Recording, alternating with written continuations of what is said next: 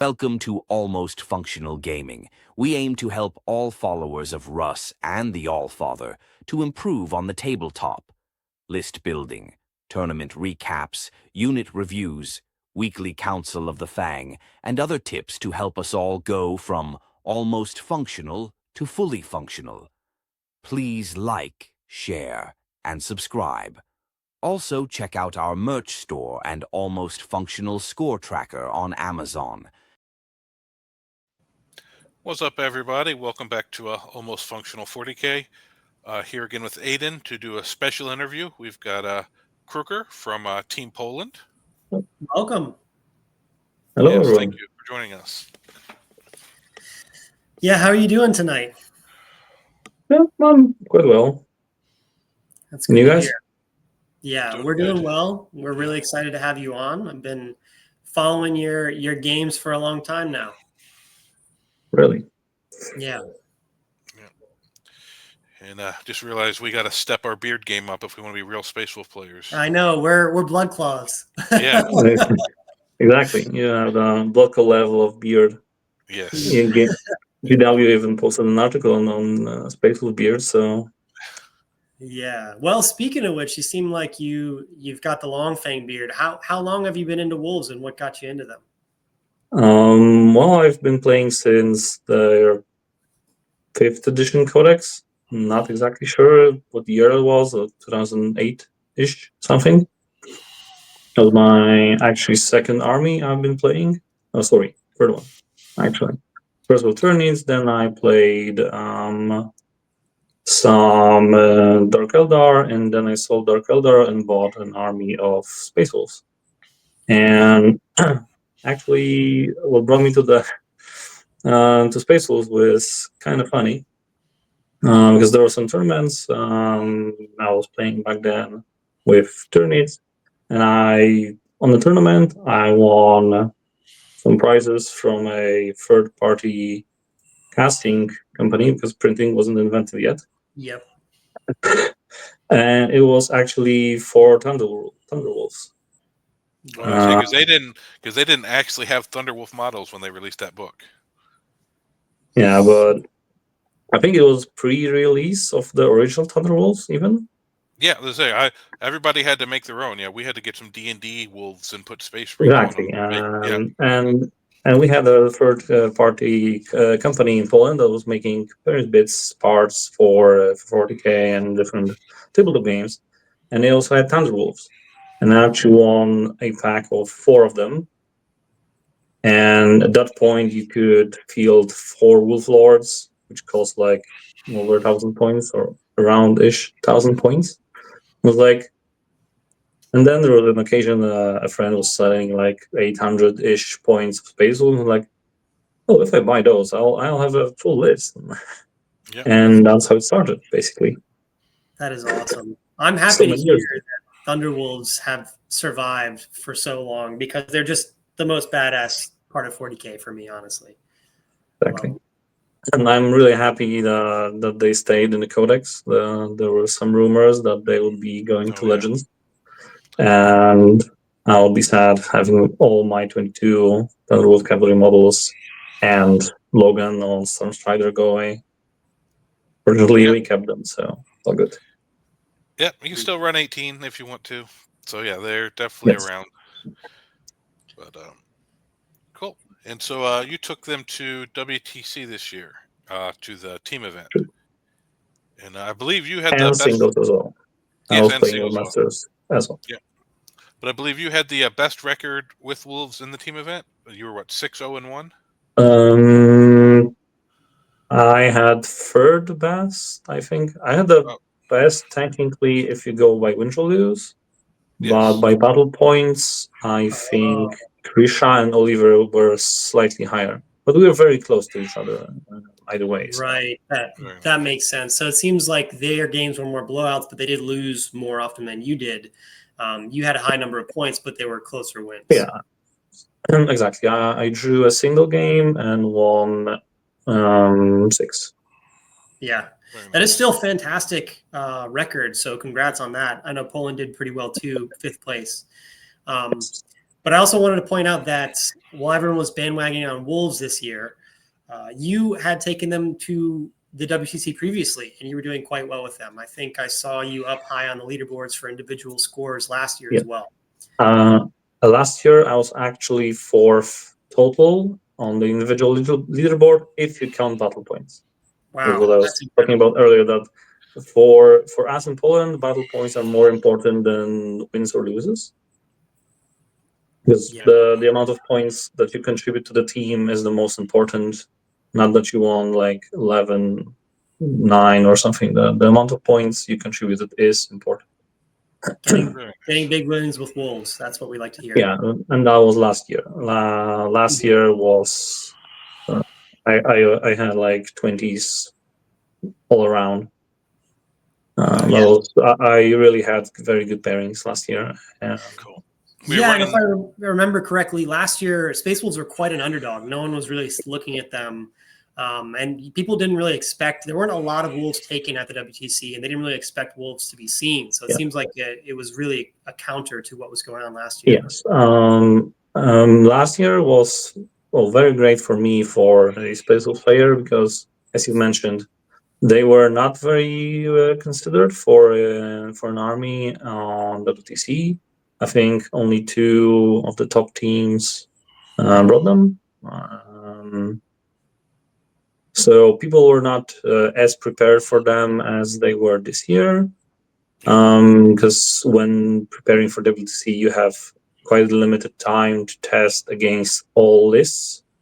And even if you have the time, you still have to find a player that plays them at the level that you will be facing against at WTC. So let's say Team USA wants to test against my Space Wolves list, then they have to find someone who understands them and plays them at least like at 80% of what I can play. Because if they don't, they will be very surprised, which actually happened at the WTC against USA in the Worlds. Were you running the Wolf Geo last year or some other kind of version of Wolves? Yes, it was all cavalry, so 3x6 cavalry, 3 battle leaders, and a Wolf Lord with Fury of the Storm. Nice. With 1 leader with Hunter's Instinct, so the turn 1 rapid English speed thing. Yeah, when that first came on the scene, it took people a minute to figure out how to fight against it. Yeah, it was real well when it first started. Mm-hmm. Yep. Well, what did you take this year? We've got the list pulled up. Oh yeah, I'll pull your list up. Let's see. Yep. All right, so we got Beast Slayer. So we got a double Iron Priest. This obviously pre-Iron Priest nerf for everyone watching. Then we got Logan, Ragnar, Battle Leader with Wolf Touched, a Wolf Priest with Helm of the Beast Slayer, 10-man Bloodclaw, Intercessor, 2 Predators, a Repulsor, 1 Scout Squad, 2 3-man Thunderwolves, 6 Head Takers and 3 Head Takers. The second squad has Wolves with them. They're all double blade. And then a 10-man and a 5-man of Shield Wolfen. Wow. Yeah. So I'm curious, first of all, Beast Slayer. I mean, we see a lot of Gladius and Stormlance nowadays, but why Beast Slayer?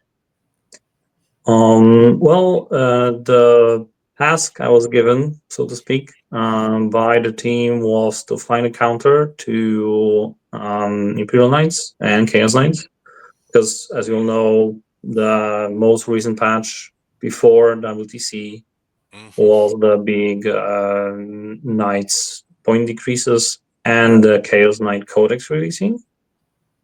Yep. It was very close to the list deadline, and still was legal for WTC.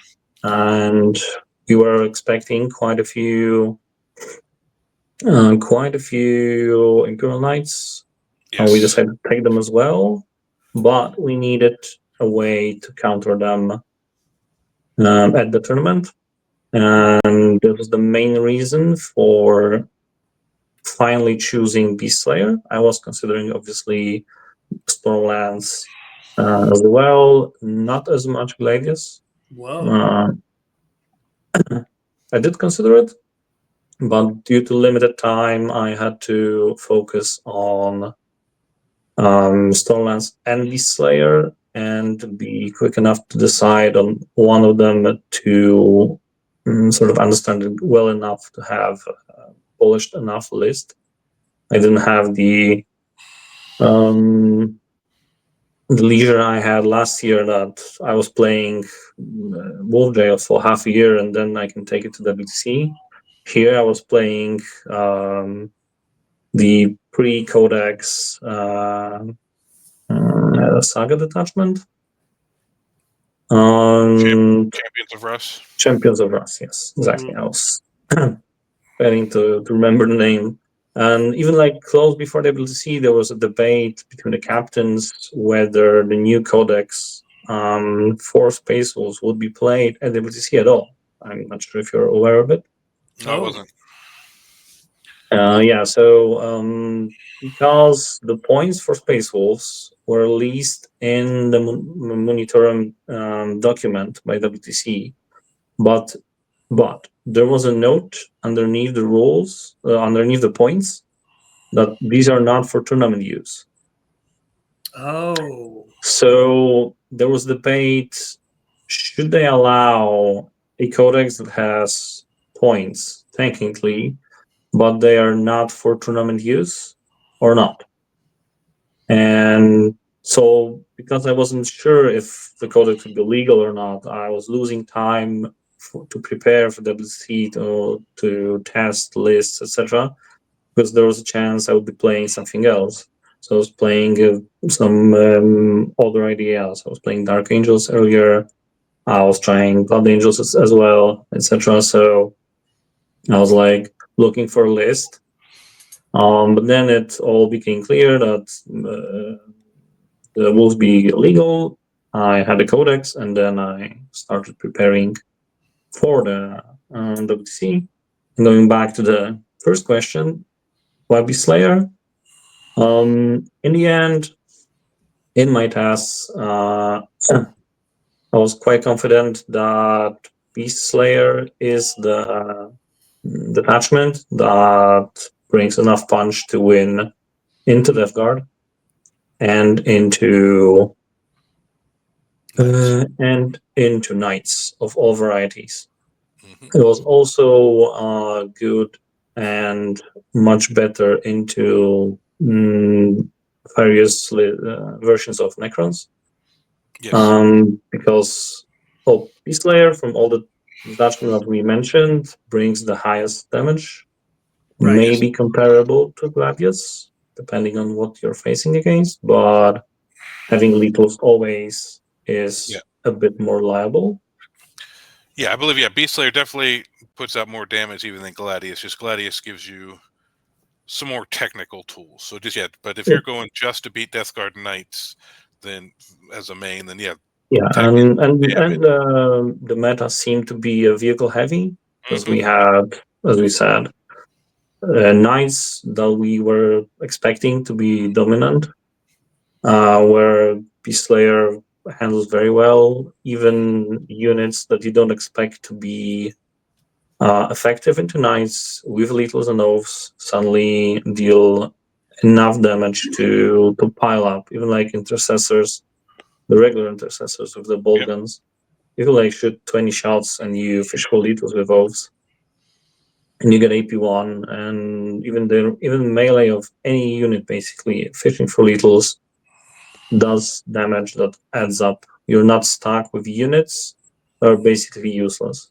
Like if you have Gladius scouts or Gladius intercessors, they basically pose no threat at all to knights, while Beast Slayer ones have at least some chance of dealing additive damage over time. Wow. Very true. Yeah. And 8-shot predators help in the Knights too. They really do. Yeah, we're so jealous of anybody who got to run that at events, because we never got to run it at an actual event. It was all nerfed before it became legal over here. Really? Yeah, right. Because the first version of Wolves that was available in the app was the already nerfed ones. Yeah, exactly. But I'm curious about this list. This is very different than some lists we've been taking a look at. Obviously, Gladius and Stormlance. We've seen a lot of Thundercat. We've also seen a lot of Terminators. But that is one thing that I'm not seeing in your list. We also have not seen a lot of Head Takers. So I'm curious, why did you decide to go Head Takers? Well, I was testing Terminator as well, but my results were not satisfactory with the Terminators. They are durable and not as expensive as some other Terminators, but their damage profile is slightly lackluster. Mhm. And it's all cool with Logan. You can deep strike them turn one, but it's very reliant on infiltration and or starting the game. And because I'm using the repulsor, I'm choosing head takers instead of terminators to have more damage, less survivability. Made some sense, but also Beast Slayer with its flat 6 reactive move and the transport works really well because you can reactive those units after they fight into the transport. So as long as you charge something, kill it, and stay within 9 inches of the transport that moved up behind the unit, anything that moves within 9 allows you to move your heavy hitting unit and your fragile heavy hitting unit back into transport. Very Wow. nice. How And- often did you utilize that strategy? I saw the repulsor in here, and I saw the reactive move with the repulsor, and I was curious, like, if you leverage that in most games.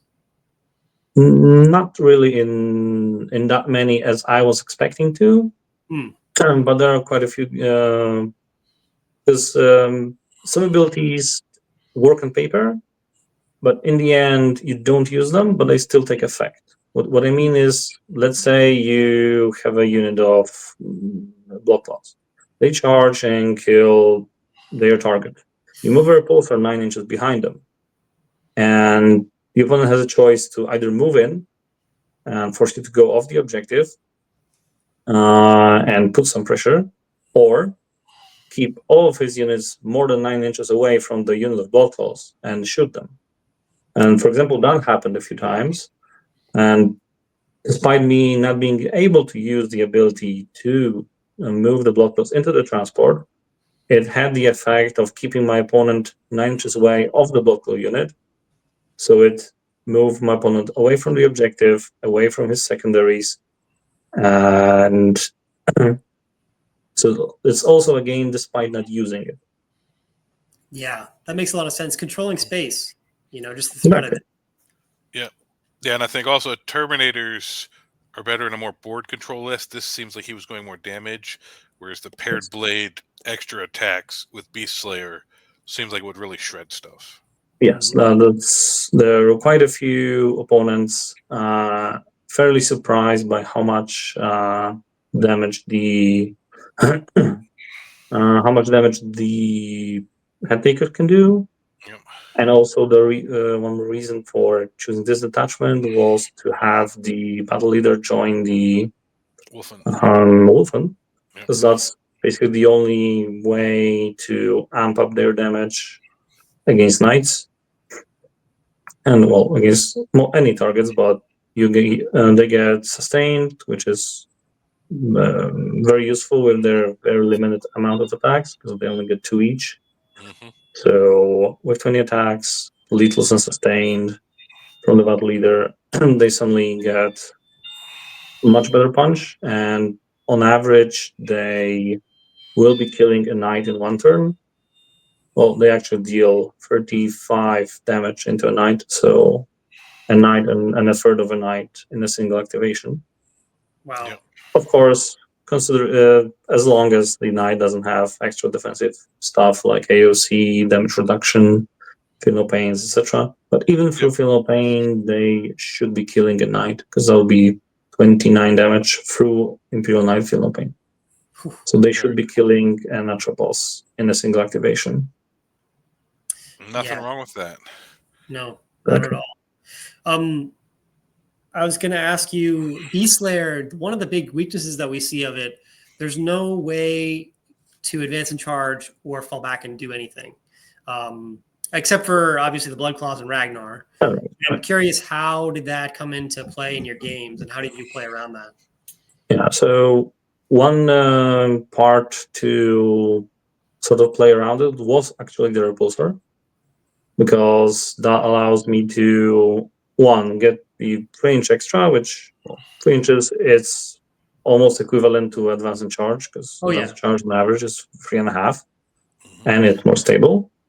But it also, against some armies, allows me to stage more aggressively, especially armies that don't destroy repulsors so easily, or have to commit so many resources that I'm fine with him dying in such a case. Because, repulsor is still toughness 12, 16 wounds. Sure, I don't have anything to make him more durable. There's no AC, no nothing. I can reactivate D6. Sometimes it helps, but it's not much. There's nothing you can rely on. Yeah. But still, if someone goes for the kill for the repulsor, they have to at least somewhat overcommit, because if it survives, then it's a big problem. So this helped a little bit. And also, one thing that you might have noticed in my games and at WTC is I can actually switch around the characters quite a lot in the list. Yeah. I've done at least 3 different configurations of characters. The basic one was having Ragnar in the Blood Claws, the battle leader in the Wolfen, and priest in the Head Takers. But if needed, I could, for example, into Eldar, I was switching the Ragnar into either the small or the big unit of Head Takers to get range. Yep. And then the battle leader, because he's not very useful in the Wolfen, could take the space of Ragnar to give extra 2 inches to the Blood Claws. Because the enhancement, aside from letting him join the Wolfen, gets him +2 to speed. Yeah. So he moves 9 instead of 7. So when disembarking from the repulsor, you actually get the 2-inch extra, because you will keep coherency, because coherency is 2 inches and he moves only 2 inches more. So suddenly you disembark from the repulsor 3 inches, you move 7 with the Blood Claws, but 9 with the battle leader, so that's 12. You still advance in charge because that's Blood Claws ability, and suddenly they get more reach and a little bit more damage. They lack the wound reels from Ragnar, obviously, but into elves, that's not that relevant if you have strength 4, and even if you really need to kill some elves, you can get plus on wound with strength. Yep. And now Ragnar's giving the other unit advance and charge, so now you have 2 of them in the elves, which is really nice. You have 2 units that have decent reach, which is more important into elves than damage. So that was one option. And the other option for changing characters, which I used against France, was to take the battle leader from Wolfen and give it to the 6-man Head Takers. Because that's the highest damage I can create against non-vehicle units. Yeah, 36 attacks sustained, rerolling 1s against the that starts going because, off. Because the priest does nothing to improve damage. Mm-hmm. It sort of makes the +1 to wound free, but that's not actually increasing the highest damage they can deal. And giving them the battle leader gives them sustained. And then the expected value against Wraiths goes high enough that you can single turn Wraiths, which they actually managed to do in the game. Yeah, because Beast Slayer has the strat for just +1 to wound, not even lance. So now you have 36 attacks, sustained, rerolling 1s, unless they're so they're rerolling everything. They're lethal, Yeah, lethal, +1 to wound. Like, yeah, that could be crazy damage. And devastating wounds, because turn Oh, one. if it's into their Oh, target. Yeah, yeah. it's devastating wounds and precision as well. Yes.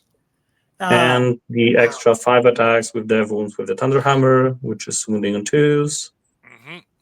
So on precision, which doesn't really matter much because you still have to rely on killing the unit in one go. So you actually, even if you see the Technomancer, you don't want to use it. Wow. Really? That's fascinating. I'm curious about the quarry target because people have been saying, Olivier himself said that that rule is useless. And I almost agree with him It's not because true. a lot of the times when you pick your quarry, your opponent can just run to the other side of the board and kind of, it does force them to avoid that unit. But I'm curious, how did you use that mechanic? Well, actually, Quarry was very useful in many games, and I completely disagree with Olivier that it's a useless ability, even though it was nerfed at WTC because the WTC was played before the nerf of the Iron Priest, but also before the buff to the Head Takers, because their Right. ability didn't work within transports. Right. So if a unit starts within a transport, the ability never triggers, to never get dev wounds against anything. And if you embark transports while having a quarry target, if the quarry dies, the ability also switches off completely because you cannot choose a new target while in transport. And when you disembark, there's no quarry on the table. Right. That's how it worked. But many times, quarry helped a lot. Yeah. There are Especially some. yeah, they were pairing you to knights and necro armies like that. They don't. It's not like elves where I pick the warp spiders and they go to the other side of the table. Like you Yeah, pick the exactly. wraiths, he has to push them out. You Yeah, pick the exactly. I lancer and mean, knights, they have to push them out. So against certain armies, like, and then yes, now that they there are fixed some it, armies that you can just choose the core target, and it's, well, like you said, Necrons with a single unit of Wraiths. You just choose the Wraiths with all head takers, and that's it. That's the only unit you will actually need those dev wounds against.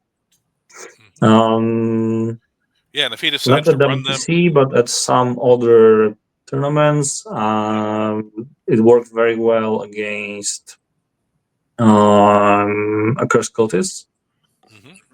mhm. Because then you have precision on the whole unit, and you can single out the demagogue if you are able to get line of sight to him, and that wounds help a little bit as well.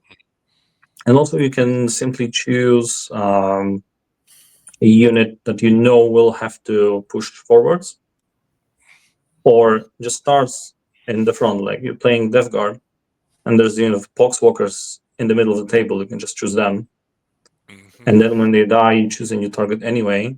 So the opponent cannot choose to move a unit out of the quarry out of the way of the unit that has quarry against them because they're not quarry yet. And then you kill those Poxwalkers or any unit and that you know will be dying, and then choose a new quarry. So also sometimes worked in that way. So I think it's quite useful of an ability. Precision, I think, never came into play, but the dev wounds help in quite a few cases. Right. Well, going back to my question a minute ago about how you managed to work around no advance in charge, no fallback in charge, it sounds like you had ways to manipulate movement through joining different characters, advance in charge, +2 move, getting out of transport. But I also noticed in a couple of your games, you had an interesting use of Logan's ability. I noticed in your game against Nick, you really aggressively turn one strategic Thunderwolves into a corner of the board to draw a lot of attention to that, just to get them up the board, to put pressure on your opponent. I'm curious how you use Logan's ability in your games. Did you always bring in Thunderwolves? Did you bring in Ragnar turn one? I mean, just maybe Logan by himself? It depends. There were some games, like you said, that in many games, I think the Thunderwolf Cavalry was the unit that used that ability most of the time, especially on Search and Destroy, And sometimes on Crucible, you can put them in a position which they wouldn't normally reach turn 1, or would require them to be placed in a dangerous position. And or I use it for sometimes if I was going second, I used it on Logan himself to provide the Vectora. You can use it this way and keep him within 9 of the table edge to be able to pick him up again, and then deep strike in future turns, which I think I done only once at WTC, but it was an option. So it's, well, Logan's ability is more of a threat than is actually used that much on the table, I think. Especially in my list where I don't really bring any big threat with his ability. I can sometimes put a Thunderbolt Cavalry, if, as you said, in a game against Nick, in an advantageous position where they wouldn't be able to reach normally, to put some extra pressure, or sometimes do a mission, a secondary that would normally be difficult to complete, or would require a resource that I don't want to spend. Yeah, it was quite useful, but I didn't have the biggest or most obvious use to play it with Terminators. But I still think it's very risky to use it that way, because if you decide, especially if you decide to put 10-man Terminators in reserves with Arjak or with Logan himself, and then because you lose the infiltration and or first turn, be forced to deep track them in your deployment zone, you would lose an enormous amount of tempo. Yeah, that makes sense. We did talk to Olivier with the 10-man Terminators and Arjak, and he said he started them on board every game except for one. So, yeah. Makes sense. Yeah, I would, if I had a 10-man, I think I would do the same, unless I was playing a very specific matchup that I know is unable to deny me an advantageous deep strike of them. Let's say 5 Big Knights probably is a list. I could play them in deep strike. Right. Possibly, because they don't have enough chaff units. Well, they don't have any chaff units to push you off the board. And they also can't really allow you to deep track into their deployment zone. So they have to screen. Right. So I think that would be one of the lists. I would consider them on in deep strike. But Right. also, in Beast Slayer is a bit different, because in Beast Slayer I have no access to Advance in Charge, so Livia did, or Stormland has. So my Terminators are much slower. Which is also an argument against them, because also they are a 2-up save unit that is supposed to be durable. And out of Beast Slayer, Stormlands, and Gladius, I'm the only one with no AOC. Wow. That is fascinating. So you cannot abuse the 2-up save AOC to survive enough. And without AOC, they are not durable as you would want them to be. So that was also the reason why I decided against taking them in display. Yeah, because I've been running the 10-man in Gladius, and I deep strike them almost every game, and it's been working real well for me. But that's because I normally just deep strike them turn 1 to stage for another turn. Yes, I would. If I was going first, I would always deep strike them in an aggressive position, especially because they aren't very tall. They can hide behind all WC ruins. So there's almost like always a position they can deep strike them like in the middle of the board and have them relatively safe. Yeah, and I always bring a scout unit that I use to try to hold off the spot where I want them to come, so they can't take it away with infiltrating. Right. Yeah. But in Beast Slayer, I probably wouldn't. You're right. The no advance in charge definitely changes the math on that. He really does. I can see why you went away from Terminators, specifically in Beast Slayer, because they do have mobility issues. You need to deep strike them. They don't advance in charge. If your opponent's good and they're in deep strike, they can really be aggressive to push them back. But also curious about, you mentioned one other strat that you use, the go back into reserve. Beast Slayer strats, the detachment rule is amazing. The enhancements are great.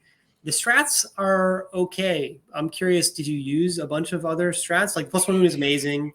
The reactor move I is think amazing. out of those three Yeah. detachments, the Beast Slayer has the best stratagems. Whoa, really?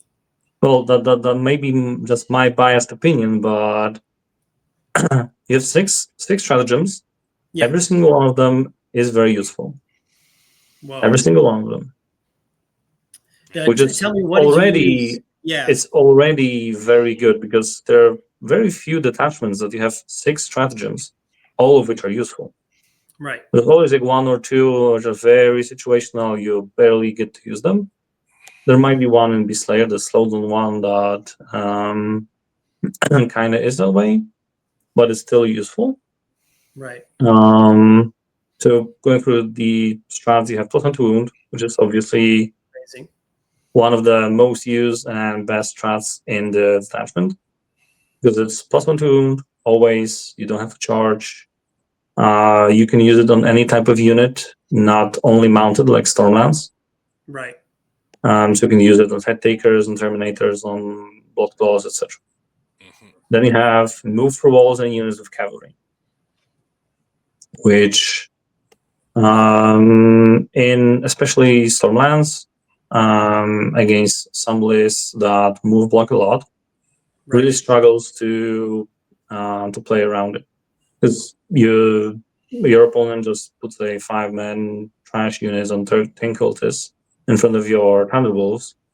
You no longer have surge move, so you can be, let's say, half of your unit gets shot to death, and the other half is stuck because there are cultists in the way. Here, you can move through units. You can also charge through units with it. So it's more difficult for your opponent to screen against the Thunderbolt cavalry. Obviously, in this list, I only had 2 units and 2 small ones, so they don't pose not much of a threat.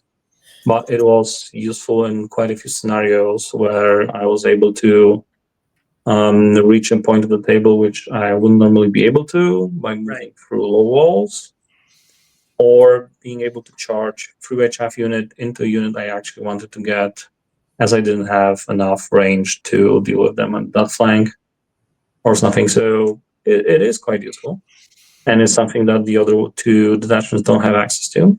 Right. Then you have the slowdown one. So that's -2 to move and charge against a character vehicle monster unit. Did you end up using that? I used it once, I think. So not much. That's true.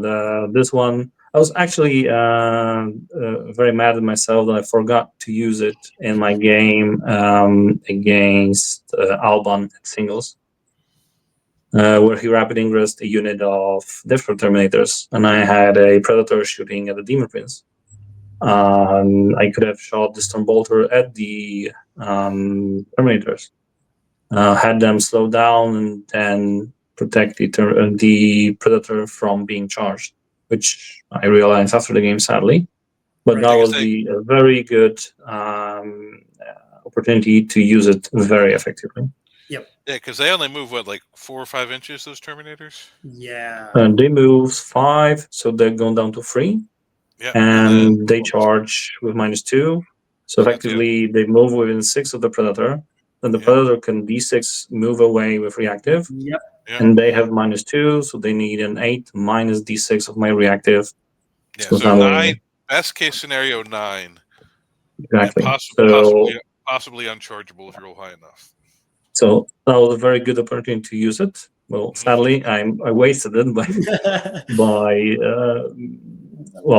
because I was short on time. I was just completely slipped my mind to use it. That was my mistake. Singles was actually a warm up for teams anyway, but yeah, that was a single very good use for that strat. But still quite a decent strat, giving -2 to move and charge for like Graves, a Cursed Cultists, a Lancer, or like even like a big shooty knight that your opponent positions in a way that this knight, if he moves 10, reaches this ruin exactly and shoots through this ruin. You just shoot him with a Stormbolt and suddenly he cannot do it. He just moves 8 and the pre-measured position where he could move is no longer possible. So it is situational, but still a useful strat. Yeah, it's good to have in the toolbox. Yeah. And then you have another two very strong stratagems, especially when used together, which is reactive move and surge move. Surge move. That's the same thing Wolf Jail abused very effectively on cavalry. It was a combination of a strat and ability of the battle leader, but being able to reactive move a unit and also surge the unit afterwards is very strong in this game.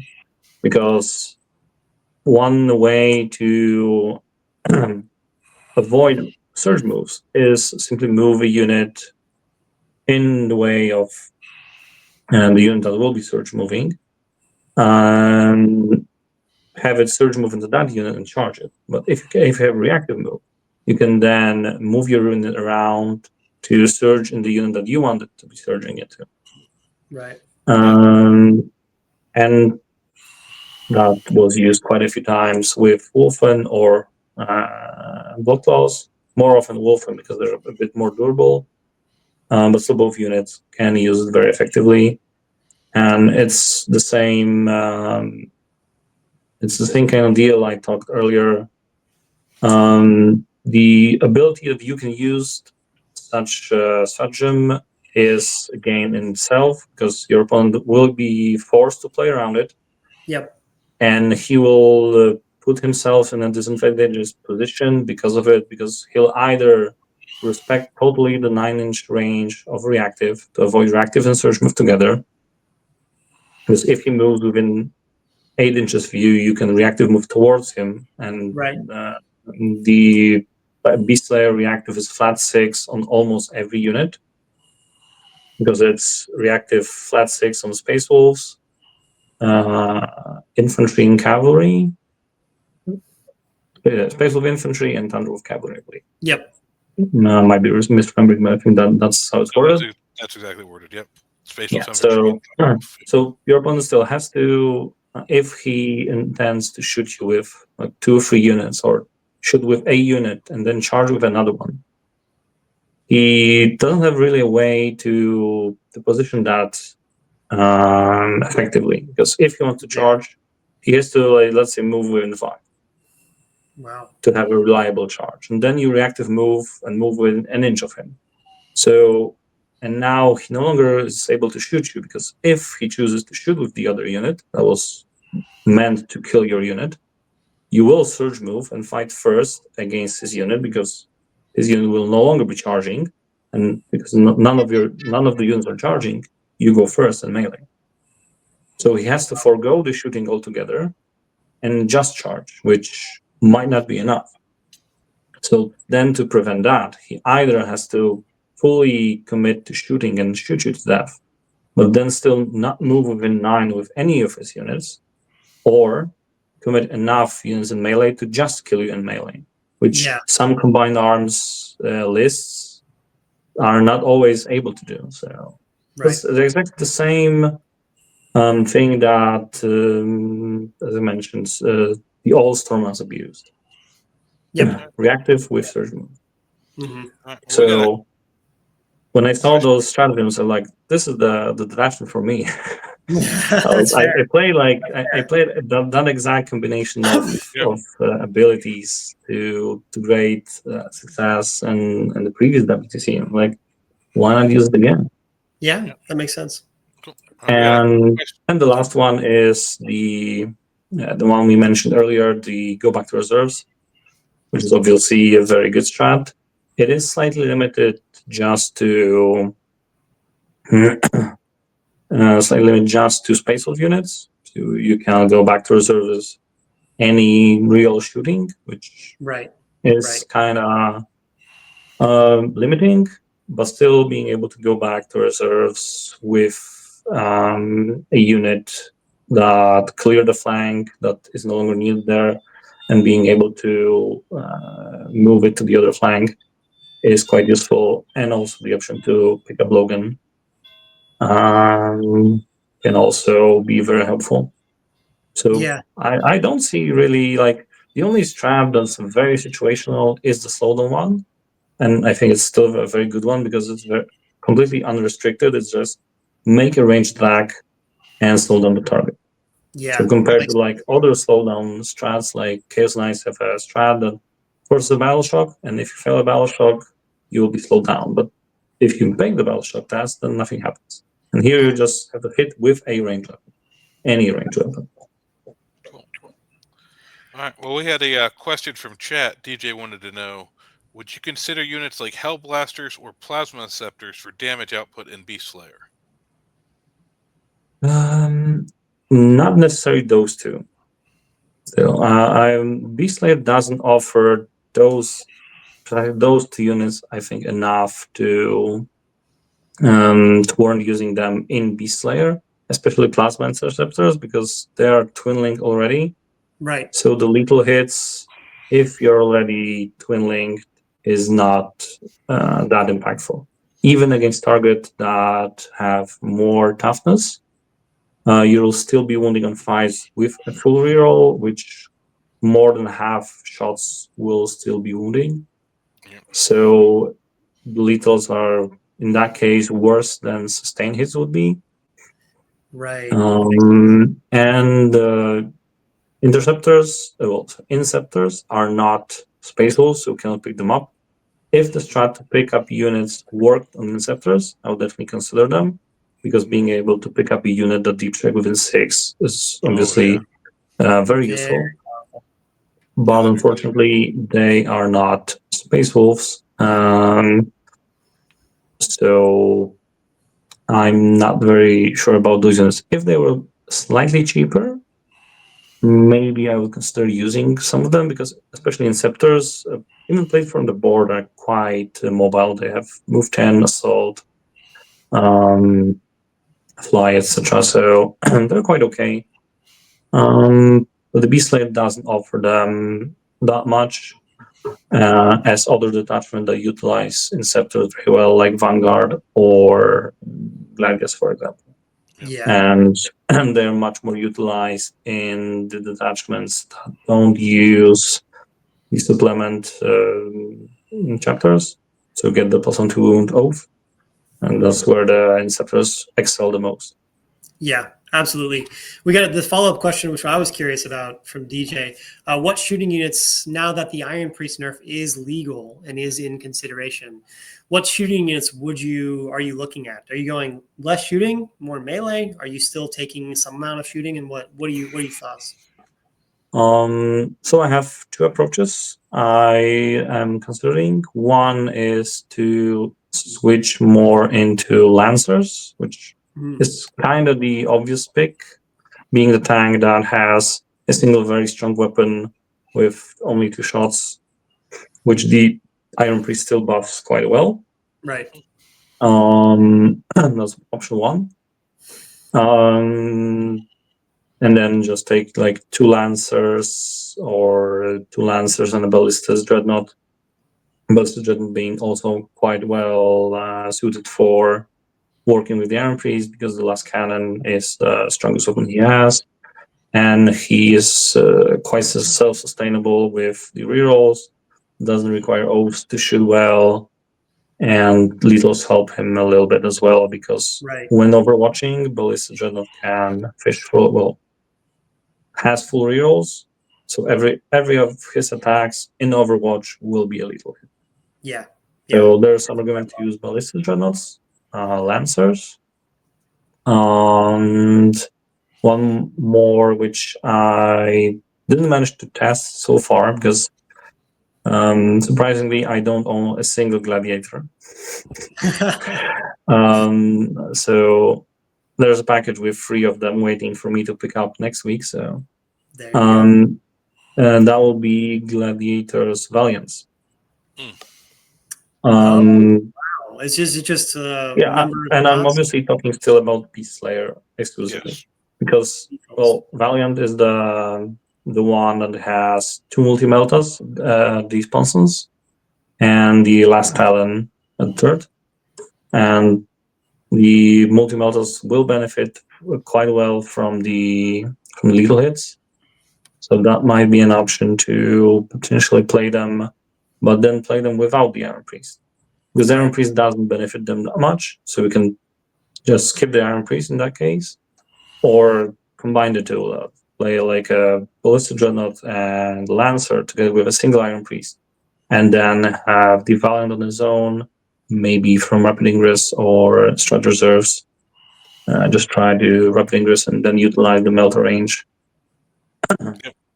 There is an option here. Yeah, I took the Iron Priest and Lancer to Nova, and I like the 3-shot Lancer. It's fun. Quite fun. Yeah, it's fun. It's more reliable. Well, the basic Lancer is unreliable as unreliable can be. Yeah. I've never managed to kill a vehicle with a single Lancer. That never happened. Not with the 2-shot one. No, I've done it with the 3-shot one, but never with the 2-shot. The 3-shot. I can imagine killing a Rhino or a Predator, but anything that has like a 5-up 4-up invul is basically impossible to kill.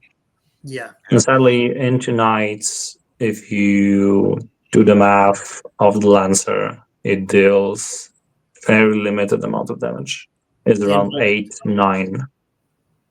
Yeah. Which is not satisfactory. So the other idea is just to go, as you said, maybe not full melee, but much more melee heavy. Similar like I played the Champions of Rust pre-Codex, so to speak, and I was playing like single ballistas and full melee. Wow. Like single ballistas just to force the opponent to not deploy on the line and respect a little bit of your shooting, and then go full melee. Because the melee is still as deadly as it is pre-nerf. Yeah. You still have lethals, so you don't need the vehicles to deal with your opponent's high toughness targets. For example, Stormlands, I think, now will have quite an issue with that. Yep. Because Stormlands has, well, the whole codex has strength 5 melee is the best we can get, aside from some characters. And that's what I found with hundreds of games of Stormlands, especially after the post Iron Priest nerf, that there is a damage problem into tougher stuff. Yeah, go ahead.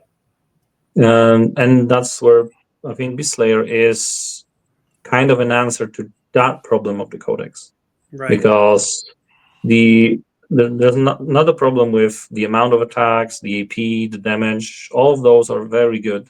The problem is with strength.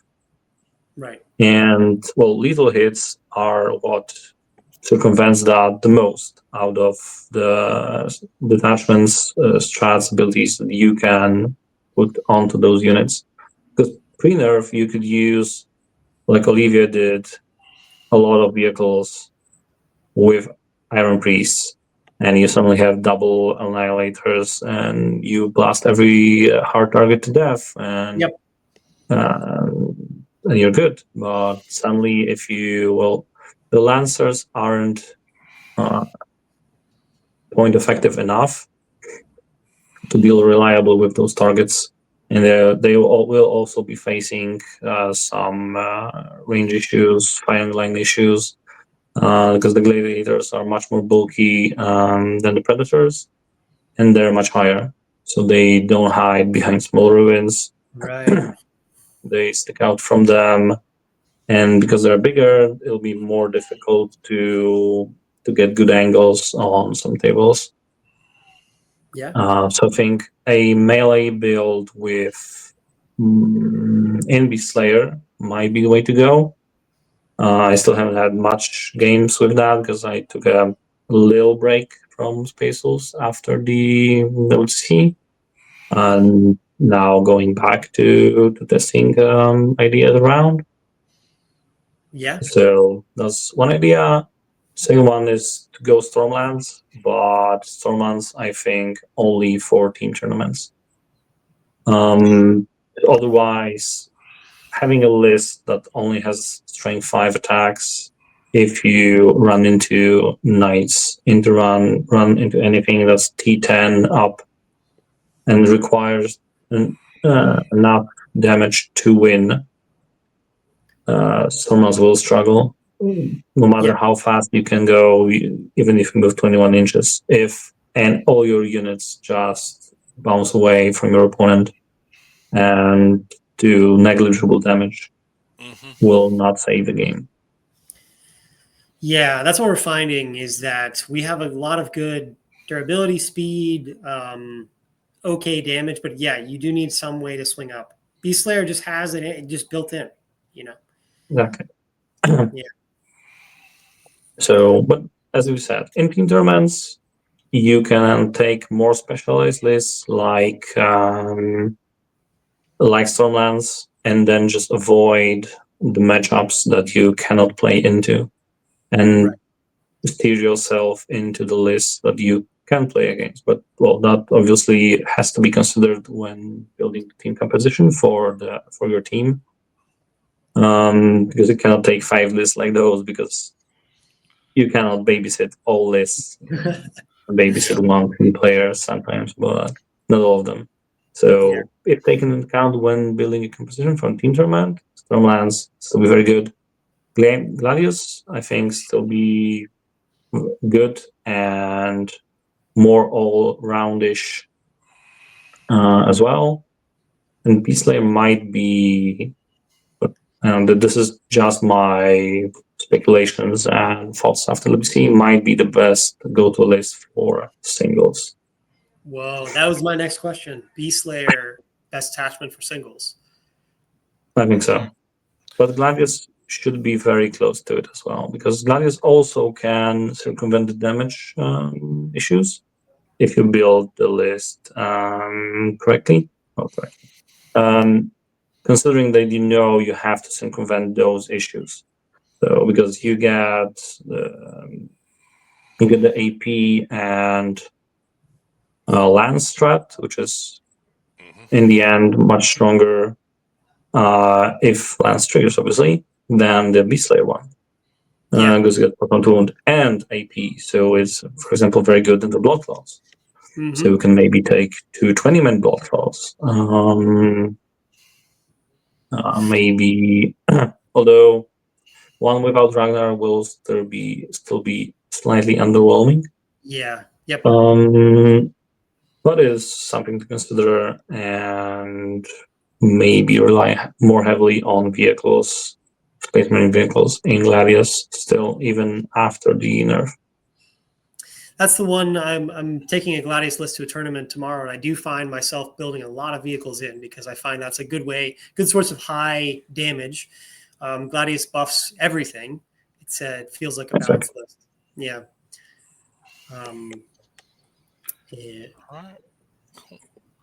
Well, we're coming up on an hour. Is there anything else you wanted to touch on, or any other questions you had, Aiden?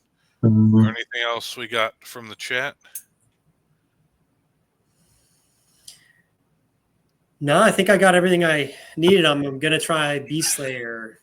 That's the thing. After next month, I'm going to do Beast Slayer. I got a GT in like 2 weeks, so I'm not going to start retesting lists right now. But after that GT, I want to go to an all melee build and see how that works. Yeah, I mean, all melee Beast Slayer would be my first pick now after WTC. Yeah. Well, as all melee, I still would have Ableist's Dreadnought. Inch of shooting. Yeah, a little bit of shooting just to prevent your opponent, like, okay, so we have no shooting in the range. Okay, I'll deploy on the line. Yeah, exactly. So no, we don't want that happening. We need a little bit of shooting at least. Yeah, and I think you are right in that Beast Slayer has some mobility problems for some units, and I like your use of transports. I think having transports is really key in Beast Slayer. Yes. Um, Yeah, add the list range. actually I have built now because Repulsor lost quite a little usefulness because of the Iron Priest nerf. That was also the very good thing about the Repulsor. It benefited quite a lot from rapid fire. Even the indirect hunter killer missile, which I got to finally shoot something relevant. I saw that in And your game with Nick. You took out the yes, last exactly. couple of wounds of a wave serpent. Nice. Yeah, two last remaining wounds with the indirect missile. So now going back to the list, I moved to double impulsors. Yeah, that makes sense. Ugh. So my list was not sure because I had a few versions of it. Was 2 impulsors, 6, 6, and 3 head takers. I had an idea to run a 6-man with shields and a 6-man with double swords. And had a priest and had a battle leader. I'll still run Wolfen because they're still for 280 points quite good with the Wolf Touch. A little bit more cavalry. It was either 6-3 or 3 units of 3 because they are cheaper when they're fielded in the 3-man units. Yep. And yeah, that was the gist of the list. Obviously, the obvious part being Ragnar with Blood Claws. But in that case, it was a Ragnar with 20 Blood Claws. Oh, 20 Blood Claws in Beast Slayer does sound kind of scary because they have. Yeah. Yeah, it's because that's the unit that benefits most from reactive and surge. True. As I've mentioned earlier, and because I don't have a transport, I'm no longer forced to have a smaller unit because Ragnar was the prime unit to go into Repulsor. And now by foregoing the Repulsor in exchange for Impulsors, I was thinking running Ragnar with a 20-man. See how that goes. 80 Scary. attacks with lethal and rerolling wounds. That +1 to wound, reroll wounds. Oh, crazy. Yep. Always good. One lethal, yeah. So it's like if you're in Beast Slayer, And so yeah, 80 that could attacks. really shred. Yeah. It's a lot of attacks. Yeah. Wow. Well, Kruker, we are so happy to have you on. Thank you for Absolutely. coming on. This was Thank wonderful. you for coming. Yeah. I always Yeah, love well, to thanks for the invite. It was a pleasure to share my thoughts and hopefully help some people get more insight into how I played and viewed the Space Wolf at the tournament, because obviously me and all the other Space Wolf players WC had their own thoughts, especially we had to adapt very quickly after the codex released. Yes. So in such a case that the meta of a codex is very fresh, many people will have very different views on what to think. Absolutely. That makes sense. All right. Well, thank you for joining us, Aiden. Once again, thank you as always. Thank you everybody for watching. Aiden will be back Tuesday with me for our normal live Tuesday show. But thank you guys, and we will catch you next time. All right. Bye-bye. Thanks. Thank you for watching Almost Functional Gaming. We appreciate the support of all followers of Russ and the Allfather. Please like, share, and subscribe. Also, check out our merch store and Almost Functional Score Tracker on Amazon. Everything helps support the growth of this channel, and we appreciate it.